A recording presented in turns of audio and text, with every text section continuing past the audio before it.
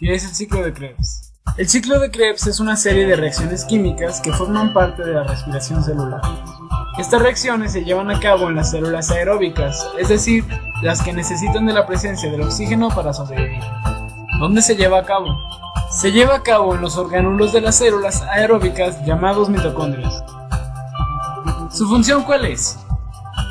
A pequeña escala le da energía a la célula para realizar las funciones que necesita. Por ejemplo, la mitosis. A gran escala le da energía al organismo entero para que sobreviva. Humanos, gatos, elefantes, alacranes y arañas. Ahora que ya saben lo básico, podrán entender este diagrama.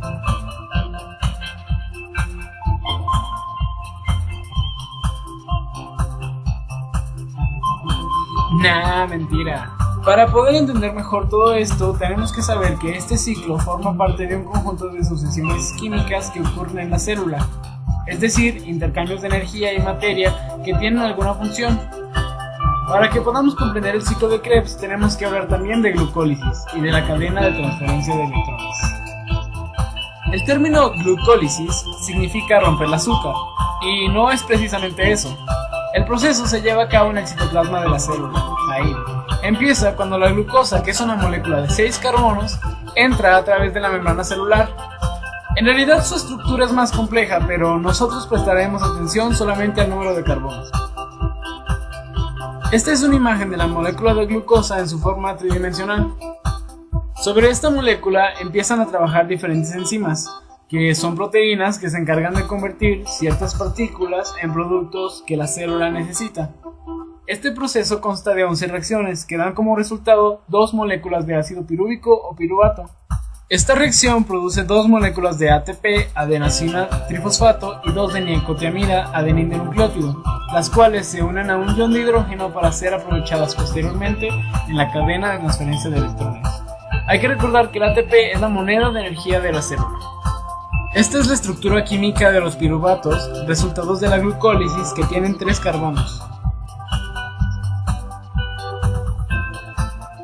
Ahora hablemos del siguiente paso, que es la oxidación del piruvato.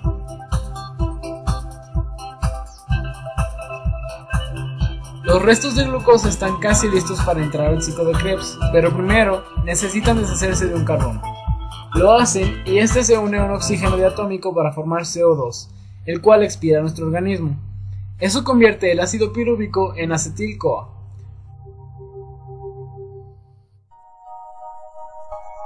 Esta es la estructura química del acetil-CoA. El acetil-CoA y el ácido oxaloacético se unen y forman una molécula de 6 carbonos que está lista para ser catabolizada en el ciclo siguiente. Es decir, que tiene las propiedades necesarias para poder ser descompuesta en otras partículas o moléculas que la célula requiera para su funcionamiento. Ahora comienza el ciclo de Krebs. Este ocurre en la matriz mitocondrial. Un montón de reacciones se inician desde esa fase. Los hidrógenos de los restos de la glucosa son atrapados por partículas como la NAD, nicotiamida, adenindinucleótido, y forman moléculas de NADH, y el FAD, adenindinucleótido, para formar FADH. Y cuando el carbón se corta de los otros enlaces, se une de nuevo el oxígeno 2 y es expulsado por el organismo. La descomposición del carbono también convierte a las moléculas de adenosín trifosfato en la molécula energética o ATP.